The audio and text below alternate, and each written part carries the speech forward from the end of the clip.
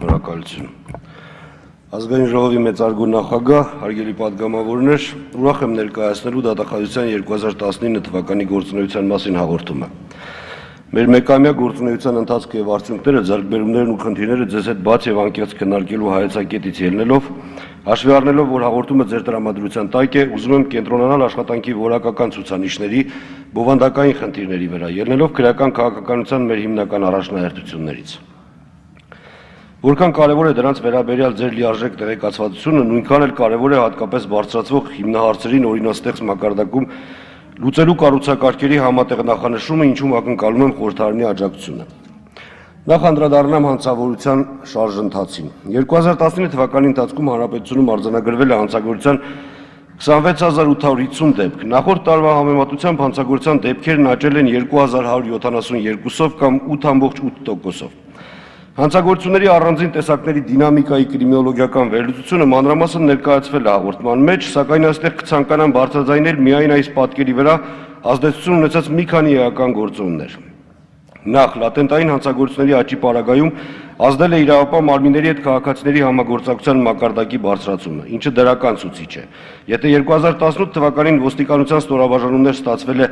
203539 առերևույթ հանցագործության մասին հաղորդում, ապա 2019 թվականին դրանց թիվն աճել է շուրջ 21%-ով։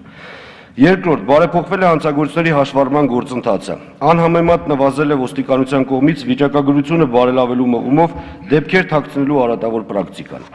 Բացի այդ, Դատախազության նախաձեռնությամբ 2019 թվականի առաջին եռամսյակից սկսած հանցագործությունների վիճակագրական հաշվետվությունների ընդհանուր թվականակում հաշվառվում են նաև մասնավոր հետապնդման ենթակա ոչ մեծ եւ միջին ծանրության հանցագործության այն դեպքերը, որոնցով դիմողի բողոքի բացակայության հիմքով քրեական գործի հարուցումը մերժվում էր եւ որոնք մինչ այդ չէին հաշվառվում։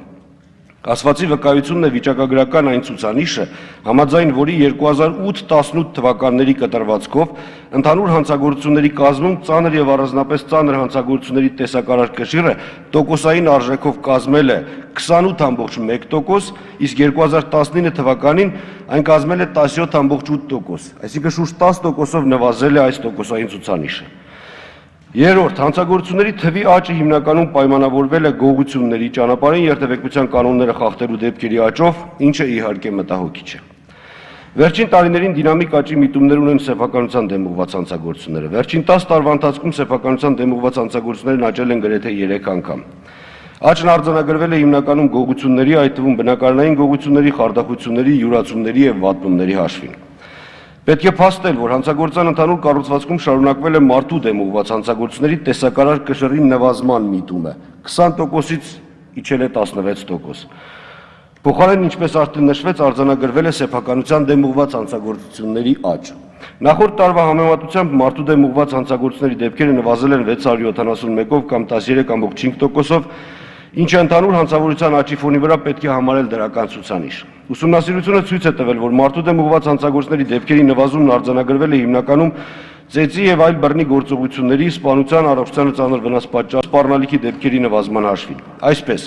ծեծի եւ այլ բռնի գործողությունների դեպքերը նվազել են 23.6%-ով, իսկ սպառնալիքի դեպքերը շուրջ 14%-ով։ Պետք է արձանագրել, որ չնայած մարդու դեմ ուղղված հանցագործությունների ընդհանուր դեպքերի նվազմանը 12-ով կամ 34%-ով աճ է արձանագրվել հանրային ամենամեծ վտանգավորություն ունեցող հանցատեսակով սպանությունով։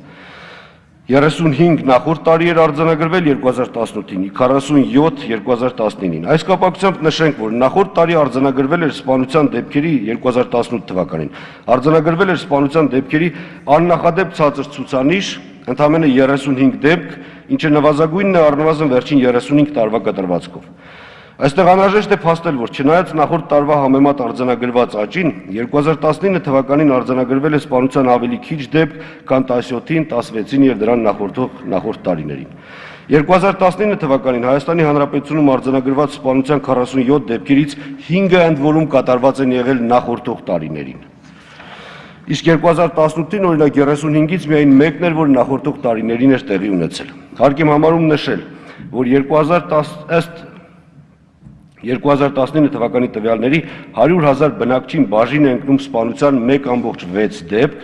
ինչը վերջին 10 տարիների տարեկան միջին ցուցանիշից, որը կազմում է 2, ցածր է 0.4%-ով։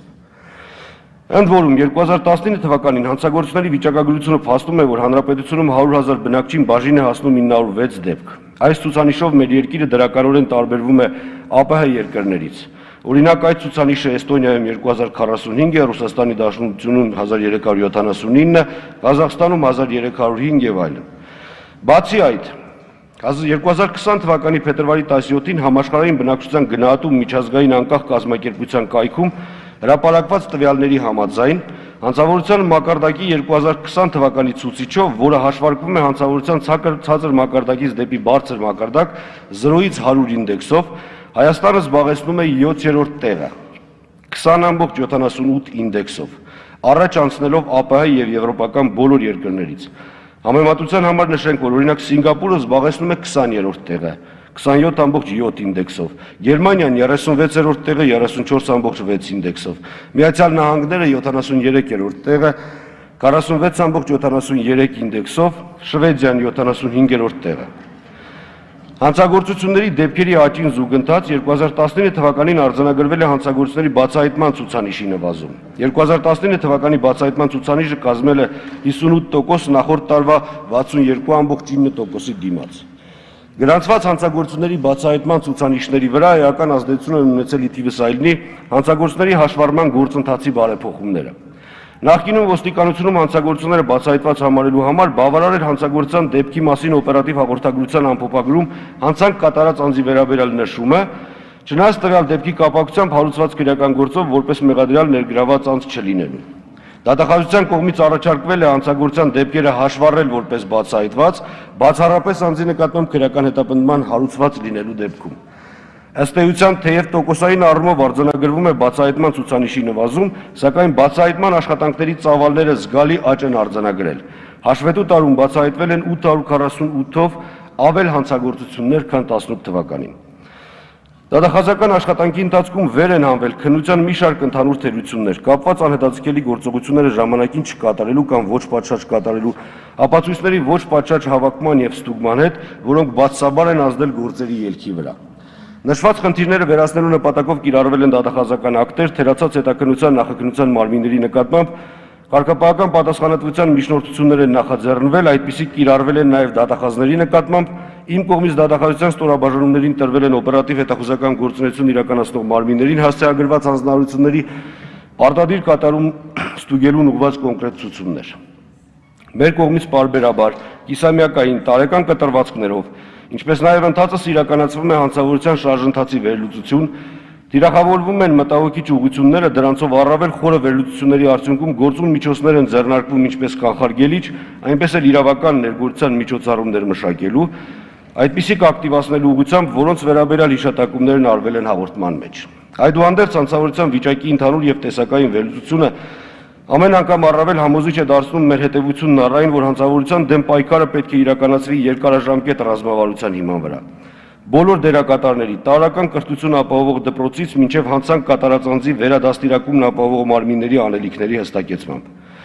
Հանցագործության դեմ պայքարի ռազմավարության կազմման աշխատանքները մեր նախաձեռնությամբ շարունակվում են։ Վերլուծությունը վկայում է նաև, որ հանցագործության դեմ պայքարին էապես խոչընդոտում է հանցածին, քրեական ենթամշակույթին բնորոշ բարքերի գոյությունը, ինչը լուրջ խոչընդոտ է զարգացող եւ անվտանգ հասարակության պետության համար։ Այս արատավոր երևույթի քրեականացման պայմաններում հանրային լայն աջակցությամբ դրա թիրախավորումը, դրա դեմ քրեաիրավական պայքարի վճռականությունը լրջագույն իրավական եւ գաղափարական հենք է ստեղծում հանցագործության հակազդման, բարձր մակարդակի հանրային անվտանգության ապահովման համար։ Բերված վիճակագրական տվյալները, ինչպես նաև առանձին կոնկրետ ակնառու դեպքերը ակնհայտ վկայություն են քրեական հետապնդման մարմինների կողմից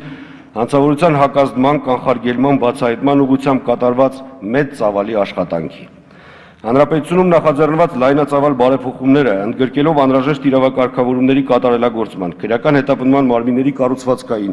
կազմակերպական գործունեության, վերջիններիս անհրաժեշտ գործիքակազմի եւ ռեսուրսների, նյութապահովման եւ այլ ոլորտները,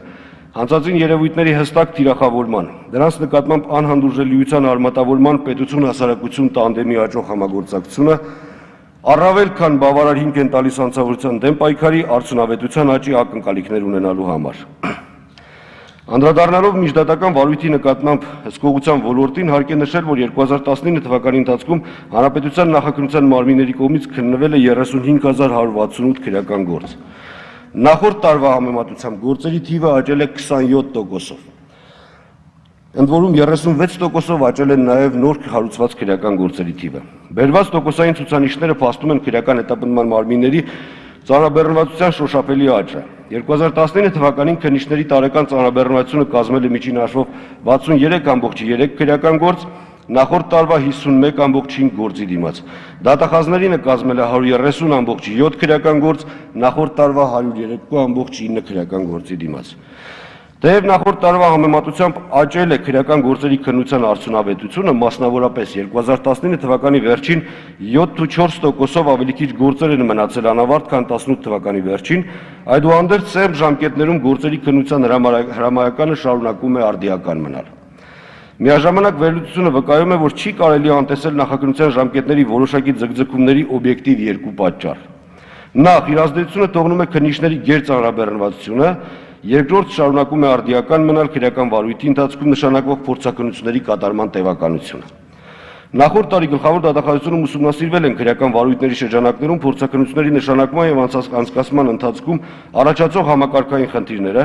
որոնք քննարկվել են նախաքննական մարմինների փորձագիտական հիմնարկների ներկայացուցիչների հետ։ Դատախազության ստորաբաժանումներին տրվել են մի շարք հանձնարարականներ, միաժամանակ փորձագիտական հիմնարկների ղեկավարներին արվել են մի շարք առաջարկություններ, որոնք սկսել են կենսագործվել։ Ոգևորիչ է, որ դատական փորձագիտական ոլորտին առնչվող մեր կողմից նախանշված խնդիրները եւ դրանց հնարավոր լուծումներն արտացոլվել են նաեւ կառավարության 2019 թվականի հոկտեմբերի 10-ի որոշմամբ հաստատված Հայաստանի Հանրապետությունում դատական եւ իրավական բարեփոխումների 2019-2023 թվականների ռազմավարության մեջ։ Կարճ անդրադառնալով նախնական կալանքի պրակտիկային, ցանկանում եմ նշել, որ 2019 թվականին ընդհանուր իրավասության առաջադրանի դատարանները ներկայացվել մեղադրյալի նկատմամբ կալանավորումը որպես խափան միջոց ընտրելու մասին 870 միջնորդություն, որոնցից բավարարվել է 804-ը կամ 92.4%-ը։ Ներկայացված միջնորդություններից 26.2%-ի դեպքում ընտրվել է կալանավորմանն այլընտրանքային խափանուն միջոց գրավ։ Տվյալները վկայում են այն մասին, որ 2019 թվականին նախորդ հաշվետու ժամանակաշրջանի հետ համեմատած առկա է կալանավորումը որպես խափան միջոց ընտրելու միջնորդությունների թվի աճ։ Այդուհանդերձ, նշված աճը պայմանավորված է բացառապես որոշ օբյեկտիվ հանգամանքներով, մասնավորապես հանցագործության շարժընթացում առկա փոփոխություններով եւ դրանով պայմանավորված քրեական գործերով քննության պատշաճ ընթացքն ապահովելու նկատառումներից ելնելով։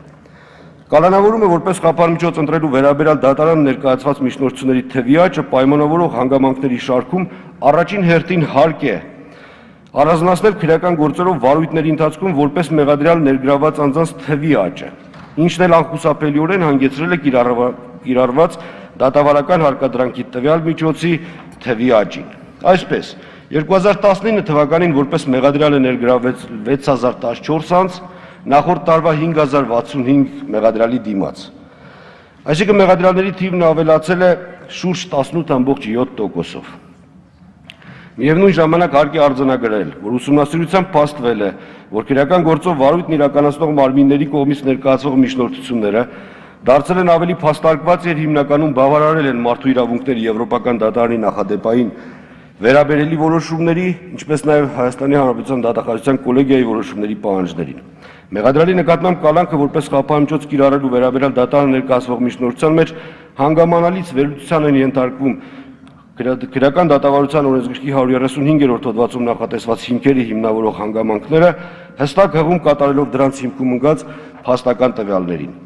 Ամփոփելով պետք է փաստել, որ գործնականում վերջին 2-3 տարում ձեռնարկված քայլերը ակնհայտորեն վկայությունն են իրավական հանրահայտ այն սկզբունքի կենսագործման, որ կալանավորման որպես խափան միջոցի կիրառումը մեղադրյալի նկատմամբ պատժի քրեական պատասխանատվության ենթարկելու միջոց չէ եւ հետապնդում է բացառապես վարույթի ընթացքում քրեական հետապնդման ենթարկվող անձի պատշաճ վարքագիծն ապահովելու քննության բնականոն ընթացքը երաշխավորելու նպատակ։ Նշվածի ապացույցն է նաև այն, որ 2019 թվականին ազատազրկման դատապարտված 957 անձանցից 609 կամ 63.6%-ը չեն գտնվել նախնական կալանքի տակ։ Մյուս կողմից կատարված ուսումնասիրությունները վկայում են, որ 2019 թվականի ընթացքում դատարանների կողմից մեղադրյալի նկատմամբ գրավի կիրառումը մանավանդ քննության նախնական փուլերում շատ դեպքերում թույլատրելի է համարվել անհիմն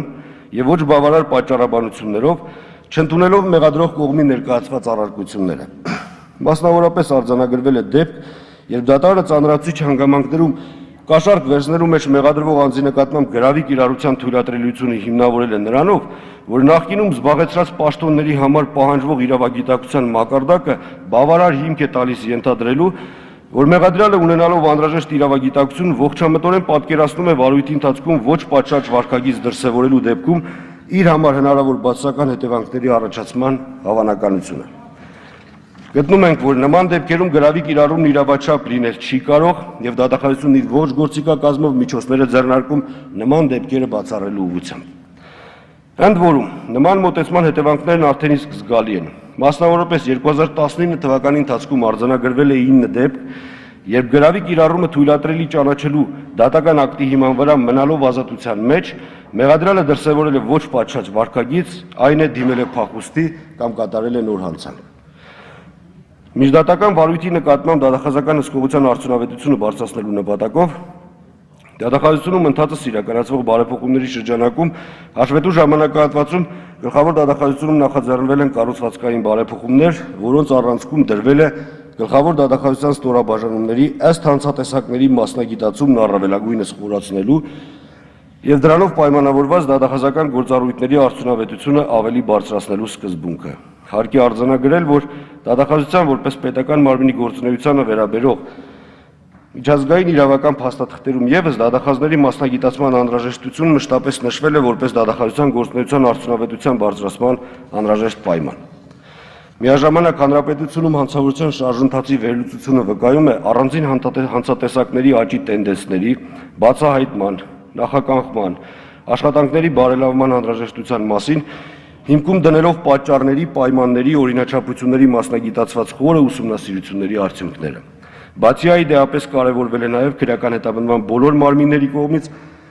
առանձին հանցատեսակներով քրեաիրավական միասնական մոտեցումների ամրապնդումը։ Կոռուպցիայի դեմ քրեաիրավական համակարգված պայքարը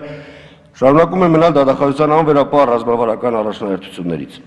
2019 թվականին առերևույթ կոռուպցիոն հանցագործության դեպքերի առթիվ քրեական վարույթների հարուցման դինամիկան շարունակել է մնալ բարձր։ Վարույթում քննված կոռուպցիոն գործերի քանակը 2018 թվականի համեմատ ավելացել է 26.6%-ով, նման զգալի աճի եւ դրանով պայմանավորված քրեական հետապնդման մարմինների ծանրաբեռնվածության ավելացման պայմաններում հաջողվել է 2019 թվականին ավարտել կոռուպցիոն բնույթի 34%-ով ավելի քրեական գործի վարույթ։ Դատարան ուղարկված կոռուպցիոն բնույթի գործերի քանակը նախորդ տարվա համեմատ ավել է շուրջ 60%-ով, իսկ դատի տված անձանց թիվը շուրջ 35%-ով։ Ընդ որում, կոռուպցիոն բնույթի հանցանք կատարած եւ ազատազրկման ձևով պատժի դատապարտված անձանց թիվը նախորդ տարվա համեմատ ավելի է եղել շուրջ 120%-ով։ Քննված քրեական գործերով, որոնց ճնշող մեծամասնությունը կոռուպցիոն բնույթի, հանցագործության պետությանը կամ համայնքներին պատճառված վնասը նախնական հաշվարկով կազմել է շուրջ 105.7 միլիարդ դրամ։ Տարվա ընթացքում վերականգնվել է 12.4 միլիարդ դրամի վնաս։ Ընդ որում 2018-19 թվականներին քննված գործերով բացահայտված պետությանը կամ համայնքներին պատճառված ընդհանուր վնասի չափը 197 միլիարդ դրամ, ավելի քան 5.2 անգամ գերազանցում է 2009-2017 թվականներին հայտնաբերված վնասի չափը միասին վերցրած։ 2019 թվականին առանձնացվել է մի քանի ոլորտում սխեմատիկ բնույթ կրող կոռուպցիոն հանցագործությունների բացահայտման ուղղությամբ տարված մեծածավալ արդյունավետ աշխատանքով, որոնց մասին հաղորդման մեջ մանրամասն ներկայացված են։ Այսօր նախաքննական տարբեր մարմինների վարույթում քննվում են մեր երկրի համար նախադեպը չունեցող ծավալների հանցագործությունների վերաբերյալ քրեական գործեր, որոնցով քննության առարկա են առանց չափազանցության 10 եւ ավելի տարիների ընթացքում կազմակերպված հստակ սխեմատիկ գործելակերպով տասնյակ տնտեսվարող սուբյեկտների ֆորմալ ներգրավմամբ շղթայական պետական հովանավորչությամբ իրականացված տնտեսական գործունեություն, որի արդյունքում հարյուրավոր միլիոններ դոլարի հասնող հանցավոր եկամուտներ են գեներացվել ժամանակակից տեխնոլոգիաների կիրառմամբ տարբեր երկրների Բանկային ու ֆինանսական համակարգերի օգտագործման փորձ անելով թաքցնել դրանց իրական ծագումն ու աղբյուրը։ Դրանց որոշ մասով արդեն իսկ առկա են տասնյակ անձանց նկատմամբ քրեական հետապնդումներ։ Ամենօրյա բարդ ու ծավալուն աշխատանքով փաստական տվյալներ են ձեռք բերվում հանցավոր սխեմայի բոլոր օղակները, հանգամանքները հիմնավորելու վերաբերյալ, գործի դնելով իրավական ողջ գործիքակազմը պետությանը պատճառված վնասները վերականգնելու ուղղությամբ։ Այդ նպատակով միայն ներկա պահին վերը նշածս գումարային արժեքը գերազանցող գույք է արգելադրված։ Առաջիկայում ևս քննության շահերի հաշվառմամբ նոր բացահայտումների վերաբերյալ տեղեկատվություն կտրամադրվի մեր հանրությանը։ Կոռուպցիայի դեմ պայքարին էապես նպաստում է պետության գույքային շահերի պաշտպանության հայց հարուցելու դատախազական գործառույթը, որի գործադրման ծավալները տարեստարի ընդլայնվում են։ Դատախազության կողմից պետական շահերի պաշտպանության հարցադրումներով ձեռնարկված միջոցառումներով, հարուցված հայցերով, հարուցված գործերով եւ քննչական մարմիններ ուղարկված նյութերով հայտնաբերված պետությանը պատճառված ընդհանուր վնասը կազմել է մոտ 45 միլիարդ դրամ, նախորդ տարվա համեմատ շուրջ 22%-ով ավելի։ Ըստ էության 2018-19 թվականներին պետական շահերի պաշտպանության ոլորտում կատարված աշխատանքի շնորհիվ հայտնաբերված պետությանը պատճառված վնասը կազմել է մոտ 82 միլիարդ դրամ, որը 2.5 անգամ գերազանցում է նախորդ 9 տարիների հանրագումարային արդյունքը։ Ապօրինի ծագում ունեցող գույքի բռնագանձման մասին օրենքի ընդունումը աննախադեպ եւ արդյունավետ նոր գործիքակազմ կընձեռի, որի կիրառման պայմաններում հանցավոր ապօրինի ծագում ունեցող գույքը, հատկապես պետական հանրային միջոցները, որոնք ապօրինի տիրապետման տակ են, թիրախավորելու եւ իրավաչափ սեփականատիրոջը օրենքով սահմանված կարգով վերադարձնելու գործունք հայլեր կձեռնարկվեն։ Մեղադրանքի պաշտպանության եւ դատական ակտերի բողոքարկման ոլորտի մասին խոսելիս նշեմ, որ մանրամասներին, որոնք արտացոլված են հաղորդման մեջ, չեմ անդրադառնա։ Սակայն հավաստիացնում եմ, որ այս ոլորտի մեր աշխատանքները ընթացիկ խնդիրների լուծումներից զատ հիմնավորապես միտված են իրավական որոշակիության, միասնական կանխատեսելի պրակտիկայի արմատավորմանը, որը քրեական արդարադատության արդյունավետության, հանցագործությունների կանխարգելման, դատավարության մասնակիցների իրավունքների պատշաճ պաշտպանության երաշխիքն ենք համարում։ Հատկապես մեր կողմից դատական ակտերի դեմ բերվել է նախորդող տարվա համեմատ 45.5%-ով ավելի վճռաբեկ բողոք։ Դրանց նպատակը սոսկ կոնկրետ գործերով ստորադաս դատարանների թույլ տված խախտումների վերացումը չէ, այլ առավելապես նպատակ է հետապնդվել զարգացնել նախադեպային իրավունքը, իրավունքի միատեսակ կիրառության, իրավական որոշակիության ու կանխատեսելիության սկզբունքների համատեքստում։ Կարևոր եւ անհանգստացող խնդիր է շարունակում մնալ գործերով դատական քննության ձգձգումները, ինչը բացի այն, որ հանգեցնում է դատավարության մասնակիցների իրավունքների խախտման, արդարադատության գործընթացի արդյունավետության, նաև առաջացնում է հանրային արդարացի դժգոհություն։ Գլխավոր դատախազությունում ուսումնասիրվել են Երևան քաղաքի եւ մարզերի առաջայցյան ընդհանուր իրավասության դատարանների, դատավորների վարույթում քննվող գործերի տևականության խնդիրը։ Ուսումնասիրությունը ցույց է տալիս, որ առանձին դեպքերում տևական ժամանակ դատարանում գործերի քննության պայմաններում լրանում են նույնիսկ քրեական պատասխանատվության ենթարկելու վաղեմության ժամկետները, ինչն առաջացնում է դատավարության մասնակիցների արդարացի դժգոհությունը։ Հայտնաբերված կոնկրետ եւ ընդհանուր խնդիրների լուծման նպատակով իմ կողմից գրություն է արձանագրվել բարձրագույն դատական խորհրդին։ Խնդիր է շարունակում մնալ նաեւ երկրում կայուն եւ արդարացի պատժողական պրակտիկայի արմատավորումը։ Թեև պատիժը խիստ անհատական քրեաիրավական ներգործության միջոց է, պայմանավորված ինչպես հանցագործության, այնպես էլ հանցանք կատարած անձի օրենքով մատնանշված բազմաթիվ բնութագրիչներով, այդուհանդերձ հանցագործության տեսակով յուրաքանչյուր երկրում կոնկրետ ժամանակահատվածում արձանագրված դրա ծավալներով, հասարակական հարաբերությունների վտանգման քանակական որակական աստիճանով, որոշակի հանցատեսակների դեմ համակողմանի պայքարի հրամայականով եւ նմանատիպ գործոններով պայմանավորված պատժողական միասնական քաղաքականությունը էական ազդեցություն ու նշանակություն ունի երկրում հանցավորության դեմ պայքարի, արդարադատության արդյունավետության ապահովման համար։ Օրինակ, նկատի ունենալով տևական ժամանակ մեր երկրում հանցավորության ընդհանուր զանգվածում բնակարանային գողությունների մեծ ծավալները, աճի տեմպերը եւ գործնականում հանդիպող ահազանգող դեպքերը, մեր կողմից վերլուծվել է այդ հանցատեսակի պատժողական պրակտիկան։ Պարզվել է, որ օրինակ 18 թվականի ընթացքում դատապարտված 127 անձանցից 43-ի կամ շուրջ 34%-ի նկատմամբ պատիժը պայմանականորեն չի կիրառվել։ 19 թվականի ընթացքում դատապարտված անձանց շուրջ 27%-ի նկատմամբ պատիժը պայմանականորեն չի կիրառվել։ Մեր մշտական, եթե հետևողական ջանքերը Թեև տարեստարի որոշակի դրական արդյունք են ապահովում, սակայն այդ տեմպերը բավարար չենք համարում։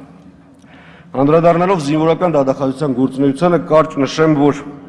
2019 թվականին շարունակվել է զինված ուժերում հանցագործությունների նվազման դինամիկան, հանցագործությունները նվազել են 18.5%-ով, բացահայտման ցուցանիշը կրկին կազմել է 97%։ Զինված ուժերում եւ Արցախի Հանրապետության Պաշտպանության բանակում 2019 թվականում արձանագրվել է 49 զինծառայողի մահվան դեպք, որոնցից 20-ը կապված է եղել զինվորական ծառայություն անցնելու հետ։ 29-ը տեղի է ունեցել զինվորական ծառայությանը չկապված հանգամանքներում։ Համեմատության համար նշենք, որ 2018 թվականի ընթացքում զինված ուժերում եւ Պաշտպանության բանակում արձանագրվել է 63 զինծառայողի մահվան դեպք, որոնցից զինվորական ծառայության անցնելու հետ կապված 38։ Պաստորեն կտրուկ 47%-ով նվազել են զինծառայության հետ անմիջականորեն կապված մահվան դեպքերը։ Հատկանշական է, որ 2018 թվականի համեմատ նախորդ տարվա ընթացքում գրեթե կիսով չափ նվազել են հրադադարի ռեժիմի խախտմամբ հակառակորդի կրակոցներից